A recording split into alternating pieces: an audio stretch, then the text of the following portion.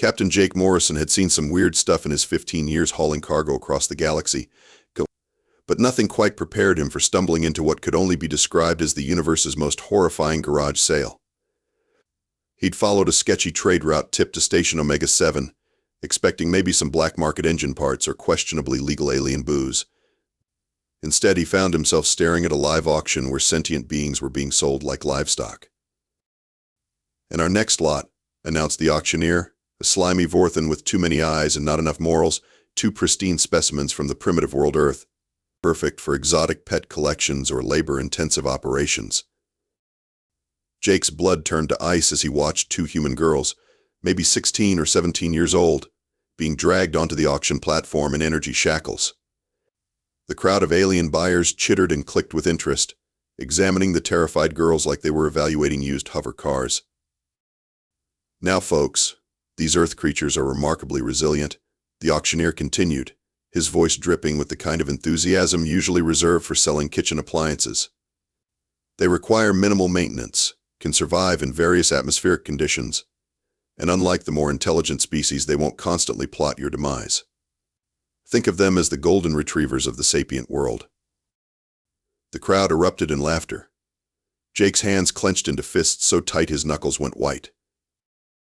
One of the girls, a blonde with defiant eyes despite her obvious terror, shouted something that made the universal translator hiccup and emit a series of confused beeps.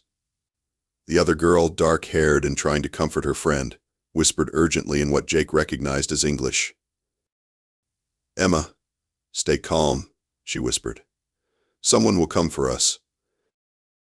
Emma. Zoe, human names. Human girls. From Earth. Mirth. Jake's mind raced. The colony ship Aspiration had vanished 3 years ago with 12,000 passengers aboard. Everyone assumed they'd hit an asteroid field or suffered some catastrophic engine failure. Nobody imagined they'd been captured by slavers who saw humans as exotic pets. "The bidding starts at 5,000 credits, the auctioneer announced. "Remember, these specimens come with full documentation proving their origin from the restricted Earth system. A rare opportunity indeed." A massive Corellian trader raised a tentacle. 6,000. "I need strong workers for my mining operation on Kepler 442. 7,000 called out a insectoid Chitauri, mandibles clicking excitedly. "My collection lacks primitive mammals." Jake felt sick. These aliens were discussing human beings like they were discussing the purchase of farm equipment. Worse, they were doing it with the casual indifference of a species that genuinely believed humans were nothing more than clever animals. He activated his comm unit, keeping the volume low. "Morrison to Earth Command. Priority Alpha emergency transmission." "This is Earth Command," came the crisp reply. "Go ahead, Morrison." "I'm transmitting coordinates and video feed. You're going to want to see this immediately. We have a problem. A big galaxy-sized problem." As he uploaded the footage, Jake watched the bidding climb higher. 10,000. 15,000. These girls were going to be sold to the highest bidder while Earth remained blissfully unaware that their missing colonists were being auctioned off across the galaxy. The Galactic Hegemony, the collection of self-important alien bureaucrats who ran this sector of space, had always treated Earth like a backwater curiosity. Humans were new to the galactic community, technologically primitive by their standards, and largely ignored except when they needed someone to do dangerous jobs for cheap wages. While Jake thought grimly, they were about to learn that primitive didn't mean helpless. And they were definitely about to discover that messing with human children was a really, really bad idea. The auction continued around him, but Jake was already planning. These girls were going home, even if he had to burn down half the station to make it happen. 24 hours later, Jake stood outside the auction house wearing a stolen maintenance uniform and carrying a toolkit that definitely wasn't designed for fixing air recyclers. The plan was simple, elegant, and completely insane. In other words, it was perfectly human. The Hegemony security systems were marvels of technological sophistication. They could detect energy weapons, scan for explosive compounds, identify any known toxins, and track biosignatures with pinpoint accuracy. What they couldn't do, apparently, was account for good old-fashioned human stupidity mixed with righteous anger. Jake walked straight through the front door. "Maintenance call," he announced to the security droid, waving a work order he'd forged using a pencil and some creative handwriting. Someone reported a gas leak in the holding cells. The droid scanned the paper with its optical sensors, cross-referenced it with its database, and promptly had what could only be described as a mechanical nervous breakdown. The concept of physical paper documentation was so archaic that the security system simply couldn't process it. "Please wait while I contact my supervisor," the droid announced, then stood perfectly still as its processors tried to figure out what to do with this impossible situation. Jake patted the droid on its metallic shoulder and walked past it into the station's interior. Behind him, he could hear the poor machine still muttering about analog documentation protocols and primitive data storage methods. The holding cells were exactly where he'd predicted they'd be, because alien architects apparently had no imagination. He found Emma and Zoe in a cell that looked like it had been designed by someone who'd read a manual titled How to Build a Prison Cell and decided to follow it exactly. "Hey there," Jake whispered through the energy barrier. "I'm Jake Morrison, and I'm here to get you out of this mess."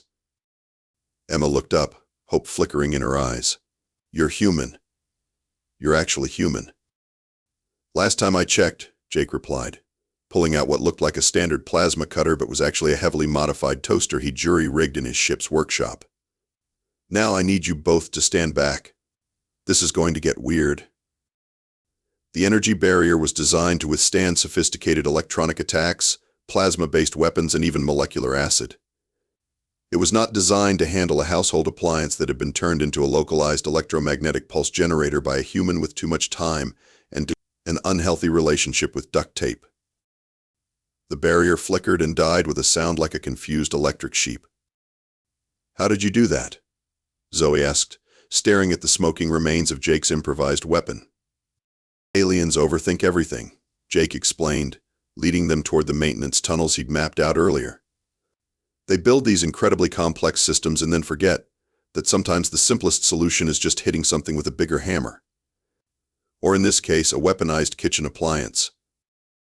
They made it exactly 3 corridors before the alarm started blaring." "Well, that was fun while it lasted," Jake muttered. "It's time for Plan B." "What's Plan B?" Emma asked. "Run really fast and hope these corridors lead where I think they do." It turned out the corridors led exactly where Jake hoped they wouldn't, which was directly into the station's main security hub. 20 armed guards looked up from their monitoring stations as 3 humans burst through the maintenance access panel like the world's most poorly planned surprise party. "Freeze," shouted the lead guard, a Catherian with enough weapons to outfit a small army. "Okay," Jake said, raising his hands. "But just so you know, you're all about to have a very bad day." The guards looked confused. Emma and Zoe looked terrified. Jake looked at his watch and grinned. 3, 2, 1. The lights went out. The emergency lighting kicked in just in time to show the guards frantically trying to figure out why their sophisticated security systems had suddenly decided to play dead. What they couldn't see was Jake's ship, the Lucky Strike, currently attached to the station's main power coupling like a very aggressive parasite. "The thing about human ships," Jake explained conversationally as he led the girls through the confused chaos, "is that we build them to be fixable with spare parts and prayer. Which means we also build them to interface with pretty much any system in the galaxy, whether that system wants us to or not." By the time station security figured out what was happening, Jake and the girls were already aboard the Lucky Strike and preparing to leave. The station's tractor beams tried to lock onto them, but Jake had spent the last day installing what he liked to call his disagreement protocols. "This is Station Omega-7 to human vessel," came the angry transmission. "You are under arrest for theft of valuable property. Surrender immediately or face the consequences." Jake keyed his comm unit. "This is Captain Morrison to Station Omega-7. Your valuable property happens to be 2 human beings, which makes this a rescue operation, not a theft. Also, you might want to check your reactor containment systems. I may have accidentally cross-wired a few things while I was borrowing your power." The station's lights flickered ominously. "Have a nice day," Jake added cheerfully, and jumped to hyperspace. Admiral Patricia Rodriguez, known throughout Earth's military as Iron Pat, was having a perfectly normal Tuesday morning until her aide burst into her office with the expression of someone who'd just watched their favorite restaurant burn down while it being struck by lightning. "Admiral, we have a priority alpha transmission from Captain Morrison. You need to see this immediately." Pat had been expecting a routine cargo manifest or maybe another one of Morrison's complaints about alien food. What she got instead was footage that made her coffee cup crack in her grip. "Run that again," she said quietly, the kind of quiet that made seasoned Marines check their life insurance policies. The aide replayed the auction footage. 2 human girls chained and terrified, being sold to the highest bidder while aliens laughed about Earth's primitive nature. "Ma'am, Captain Morrison reports that these girls are from the Aspiration colony ship. He believes the entire passenger manifest may have been taken by slave traders." Pat stood up slowly, her chair creaking in protest. She was a small woman, barely 5 feet tall, but she had the kind of presence that made admirals from other species step back when she entered a room. "Get me the president," she said. "Then get me the joint chiefs. Then get me every available ship in the fleet. Ma'am, the Galactic Hegemony has protocols for this sort of situation. We're supposed to file a formal complaint through diplomatic channels and wait for their investigation." Pat looked at her aide with the expression of someone who'd just been told that fire was actually quite cold. "Lieutenant, let me explain something to you about protocols. The Hegemony's protocol is to spend 6 months debating whether humans qualify as sentient beings while our people are being sold as pets. My protocol is to remind the galaxy that Earth didn't become a spacefaring civilization by asking permission. Within an hour, every major government on Earth had received the same footage. Within 2 hours, the president had authorized Operation Homecoming. Within 4 hours, every news network on the planet was broadcasting the story of 2 young girls who'd been sold like cattle while the civilized galaxy looked the other way. The response was immediate and universal. Humans were many things, but they had one trait that the galaxy had seriously underestimated. They were absolutely, irrationally protective of their young. Meanwhile, at Hegemony Central Command, High Chancellor Vex Thara was having what could charitably be called a very bad day. His morning briefing had included reports of unusual human activity in 17 different sectors, along with increasingly frantic messages from various trading stations reporting that their human employees had suddenly become aggressively uncooperative. "Sir," his aide reported nervously, "we're receiving formal complaints from over 40 different systems. Apparently, humans across the galaxy have simultaneously decided to go on strike until their missing colonists are returned." Vex Thara's tentacles writhed in irritation. "It's a coincidence. Humans are too primitive to coordinate such a widespread response.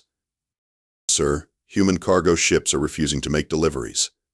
Human workers are walking off their jobs. Human colonies are cutting off trade relations. It's like they're all following the same plan. Impossible. They lack the communication networks necessary for such coordination." What the High Chancellor didn't understand was that humans had something better than official communication networks. They had the internet, and the internet was very, very angry. The footage of Emma and Zoe had gone viral across every human settlement in the galaxy. Within hours, Bring Them Home was trending on every social media platform, and humans everywhere were demanding action. "Sir," the aide continued, "we're also receiving reports that several human military vessels have left Earth space. They appear to be converging on the Omega sector." "How many vessels?" "Current count is substantial, sir." Vex Thara's day was about to get much worse. Earth's response to the auction footage wasn't just anger. It was the kind of cold, calculating fury that had historically resulted in entire civilizations learning very harsh lessons about the difference between primitive and helpless. "Open a channel to Earth Command," Vex Thara ordered. "Perhaps we can resolve this through diplomatic channels." "Sir, we tried." Earth Command's response was, and I quote, "We'll be there shortly for a discussion." "That doesn't sound so bad." "Sir," they said it while loading torpedo tubes. The Chancellor's tentacles went very still. In galactic politics, when humans said they wanted to have a discussion while loading weapons, it usually meant someone was about to receive a very expensive education in why Earth had never lost a war. Ambassador James Thompson stepped off the shuttle onto Station Omega-7 wearing his best diplomatic smile and carrying a briefcase that definitely wasn't filled with legal documents. Behind him, through the station's viewports, the assembled Earth fleet hung in space like a constellation of very polite, very heavily armed stars. "High Chancellor Vex Thara," Thompson said warmly, extending his hand in the traditional human greeting. "Thank you for agreeing to meet with us on such short notice." The Chancellor's tentacles twitched nervously as he regarded the human ambassador. Thompson looked like someone's grandfather, complete with wire-rimmed glasses and a cardigan that had seen better decades. He also radiated the kind of cheerful menace that made experienced diplomats check their insurance policies. "Ambassador Thompson," Vex Thara replied carefully, "I hope we can resolve this unfortunate misunderstanding through civilized discourse." "Oh, absolutely," Thompson agreed, settling into his chair with the satisfied air of someone about to deliver very bad news wrapped in very polite language. "We're all civilized beings here. Speaking of which, how civilized would you say it is to sell children as pets?" The Chancellor's aide, a nervous Frelian named Clix, whispered urgently in his superior's ear. "Sir, our sensors indicate the human fleet has armed their weapons systems." "Ah, yes, the fleet," Thompson said pleasantly, as if he'd overheard. "Don't mind them. They're just here for moral support. And also because Admiral Rodriguez has what you might call strong opinions about people who traffic in human beings." Through the viewport, the human ships drifted in perfect formation, their weapons powered but not yet targeted. It was the interstellar equivalent of someone casually mentioning they knew where you lived while polishing a baseball bat. "Now then," Thompson continued, opening his briefcase and pulling out a tablet, "let's discuss the return of our missing colonists. All 12,000 of them.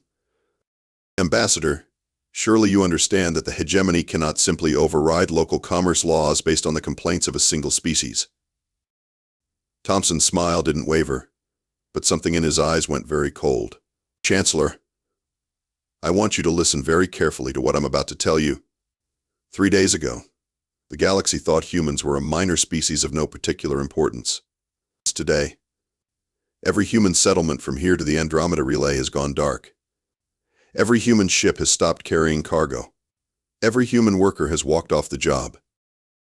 He leaned forward slightly, his voice maintaining its grandfatherly warmth. "Do you know what happens to a galactic economy when 12 billion humans simultaneously decide they don't feel like working anymore?" Clix was frantically calculating on his tablet. "Sir, preliminary estimates suggest a 17% drop in interstellar commerce, with cascading effects across 14 major trade routes." 17%, Thompson repeated thoughtfully. "That's just the immediate impact. Now, imagine what happens when those 12 billion humans decide they're actively angry instead of just uncooperative." The Chancellor's tentacles were now writhing in what could only be described as diplomatic panic. Surely Earth doesn't intend to threaten the entire hegemony over a few missing colonists. "Oh, Chancellor," Thompson chuckled, "we're not threatening anyone. We're having a discussion. A very polite, very civilized discussion between reasonable beings." He gestured toward the viewport, where the human fleet continued its ominous drift through space. "Those ships out there? They're not a threat. They're a visual aid. We've discovered that sometimes our friends in the galactic community need help understanding human concepts like family and justice, and what happens when you mess with our kids." "What exactly are you proposing?" Vex Thara asked, his voice barely above a whisper. Thompson's smile widened. "It's quite simple. You're going to help us locate and retrieve every single human being who was taken from the Aspiration. You're going to shut down the slave markets that are trading in human beings. And you're going to do it with the kind of enthusiastic cooperation that makes everyone feel good about working together. And if we refuse? Well, Chancellor, that would be unfortunate. You see, Earth has a saying, don't mistake kindness for weakness. We've been very kind to the galactic community. We followed your rules, paid your taxes, and generally tried to be good neighbors. Thompson closed his briefcase with a soft click. But kindness has its limits, and those limits end at the exact moment someone puts our children in chains. The station's proximity alarms began to sound as the human fleet slowly spread out into attack formation, their movements precise and utterly terrifying in their coordination. The good news, Thompson added cheerfully, is that we're still feeling kind. We're giving you 48 hours to begin returning our people. After that, we're going to have a much less polite discussion. And trust me, Chancellor, you really don't want to see what humans consider impolite. The Chancellor looked at the human fleet, then at Thompson's pleasant smile, then at his aide's terrified expression. For the first time in his long diplomatic career, he understood why Earth had never lost a war. We'll need to coordinate with local authorities, he said weakly. Excellent, Thompson replied, standing and straightening his cardigan. I'll be on my ship, having tea and watching the clock. Do try not to disappoint us, Chancellor. We're such a primitive species we might not understand if you're late. Commander Krill Knock of the Hegemony Defense Force was having the worst day of his military career, and it had started so well. He'd been briefed on the human situation and assured that these primitive newcomers would back down once faced with superior firepower. The plan was simple: arrive with an overwhelming force, demonstrate hegemony military superiority, and watch the humans retreat back to their little corner of the galaxy. The plan had one small flaw. Nobody had bothered to ask the humans what they thought about it. Sir, his tactical officer reported, the human fleet is maintaining position around Station Omega-7. They appear to be waiting for something. Krill Knock studied the display with growing confusion. The human formation made no sense by conventional military standards. Their ships were spread out in what looked like a random pattern, with no clear command structure or tactical advantage. It was as if they'd learned space combat from a manual written by someone who'd never actually seen a battle. How many ships are they fielding? He asked. Difficult to say, sir. Our sensors keep detecting new vessels, but they're using some kind of stealth technology we can't identify. What the hegemony couldn't identify was good old-fashioned human paranoia. Earth ships weren't using advanced stealth technology. They were using the time-honored tactic of hiding behind asteroids, space debris, and anything else that blocked sensor readings. It was primitive, effective, and completely baffling to an enemy that expected sophisticated electronic warfare. Sir, we're receiving a transmission from the human fleet. Put it through.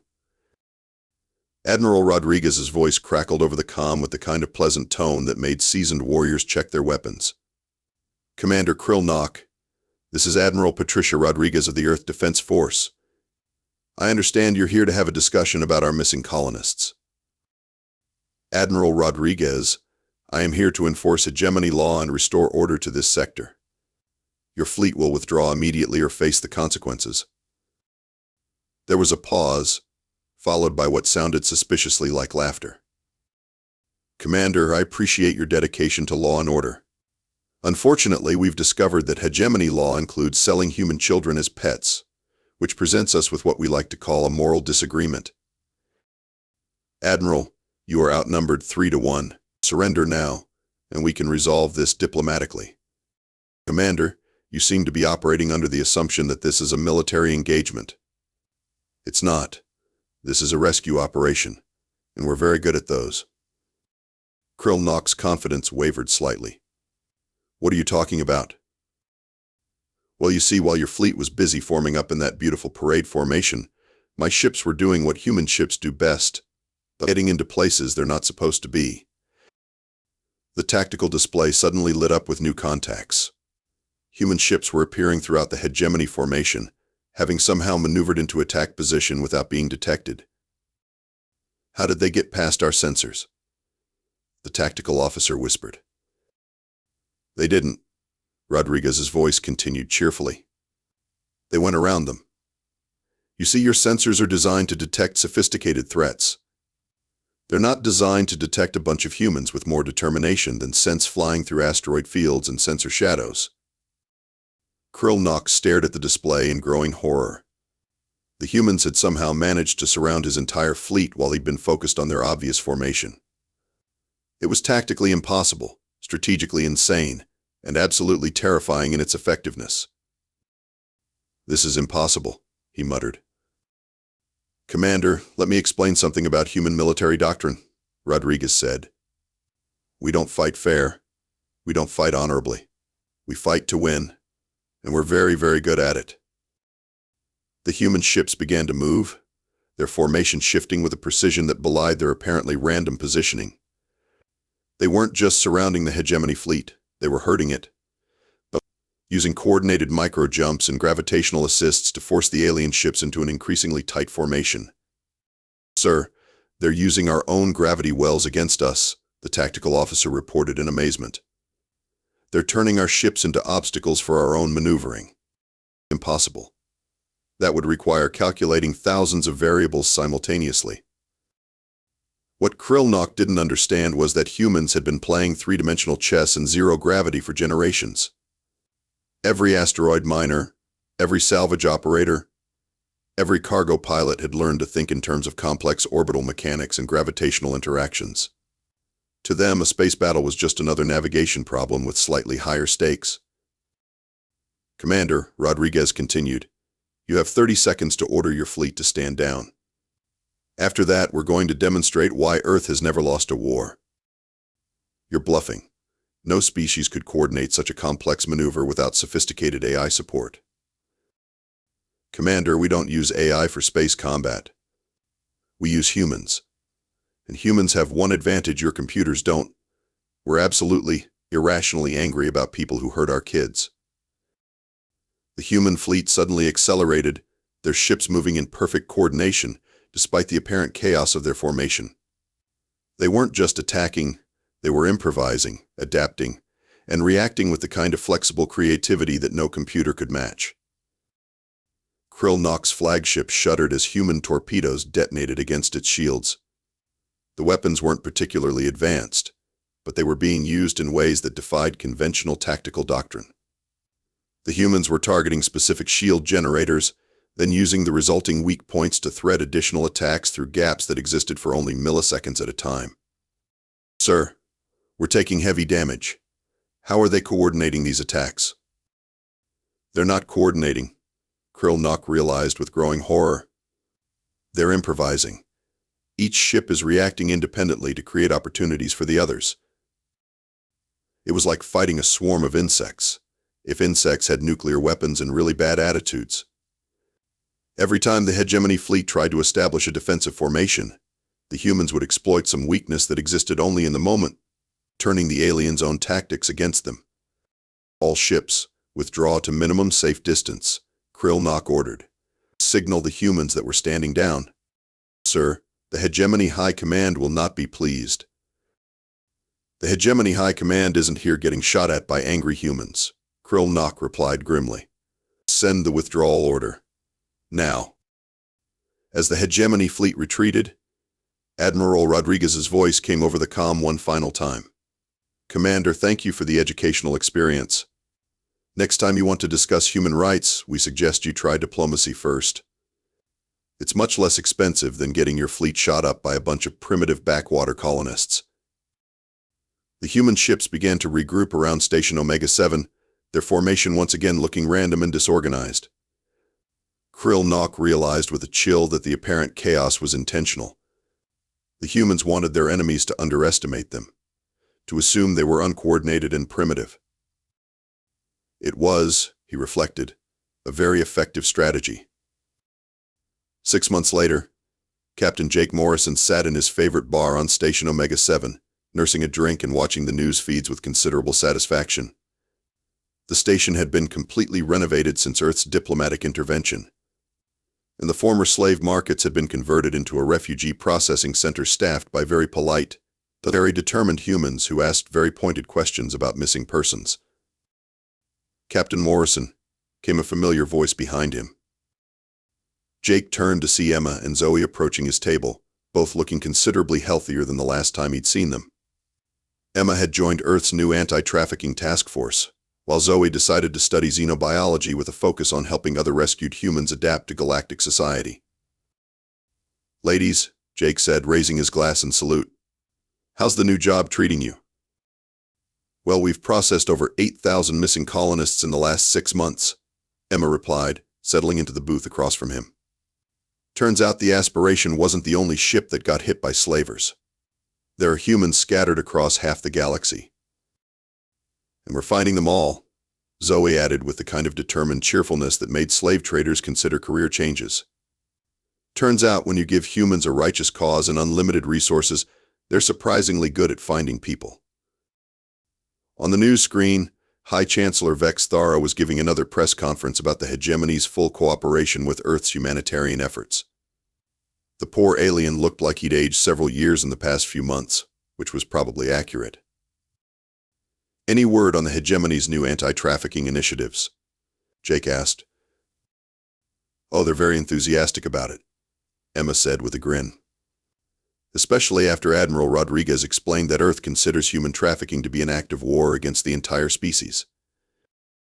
The news feed switched to footage of the latest rescue operation, showing human ships arriving at another illegal market with their now famous efficiency. The slavers had learned to surrender immediately when Earth ships appeared, which saved everyone a lot of time and ammunition. "You know what I love about this whole situation?" Jake mused, watching alien officials scramble to implement new anti-trafficking laws. 6 months ago, they thought we were primitive. Now they're terrified that we're too advanced for them to understand. "Are we?" Zoe asked. "Nah," Jake replied. "We're just really, really good at being angry in productive ways." The truth was, Earth's response to the slave trade had caught the entire galaxy off guard. Nobody had expected humans to coordinate such a massive operation so quickly, or to maintain their righteous fury for so long. What they'd discovered was that humans had one trait that made them uniquely dangerous. They remembered everything, and they held grudges with the dedication of a species that had spent millennia perfecting the art of warfare. "Captain Morrison," came another voice, this one belonging to Ambassador Thompson, who approached their table with his usual grandfatherly smile. "Mind if an old diplomat joins you?" "Always room for the man who politely terrified the hegemony into cooperation," Jake replied. Thompson settled into the booth with a satisfied sigh. "You know, I've been thinking about our new reputation in galactic politics. It's quite remarkable how effective politeness can be when backed by overwhelming firepower." "Is it true that the Corellians are asking for Earth's help with their own trafficking problem?" Emma asked. "Oh yes," Thompson replied cheerfully. "It seems word has gotten around that humans are very good at finding missing people and very bad at accepting excuses. We've received requests for assistance from 17 different species in the last month alone." The news feed switched to another story about Earth's expanding role in galactic security. Human ships were now patrolling trade routes throughout the sector. Their crews politely but firmly inspecting cargo manifests and asking uncomfortable questions about passenger lists. "The best part," Thompson continued, "is that nobody wants to tell us no. They're all terrified that we'll get angry again." "And will we?" Zoe asked. "Well, that depends," Thompson said with a twinkle in his eye. "Are they planning to chain up any more of our children for auction?" The answer, as the galaxy had learned, was a resounding no. The slave markets that had operated openly for centuries had quietly shut down, their operators suddenly discovering urgent business elsewhere. The hegemony had passed comprehensive anti-trafficking legislation with record-breaking speed, and patrol schedules had been mysteriously adjusted to ensure human ships were always nearby when suspicious cargo transfers occurred. "You know what the real joke is?" Jake said, finishing his drink. "They were right about us being primitive. We don't have their fancy technology or their sophisticated political systems. We just have something they don't understand." "Which is?" Emma asked. "We're absolutely, completely irrationally protective of our own. And we're too stupid to know when we're supposed to give up." On the news screen, another group of rescued humans was being reunited with their families on Earth. The footage showed tears, laughter, and the kind of joy that made the past 6 months of diplomatic tension and military posturing seem like a small price to pay. "So what's next?" Zoe asked. Jake grinned and raised his empty glass in a toast. "Next, we make sure the galaxy remembers this lesson for a very long time. Because the next time someone decides to mess with humans, they're going to discover that we have very long memories and very creative approaches to problem solving." Thompson raised his own glass. "To the Aspiration colonists, and to the discovery that Earth's children are not for sale at any price.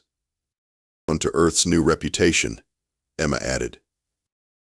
"To the galaxy's continuing education in human nature," Zoe concluded.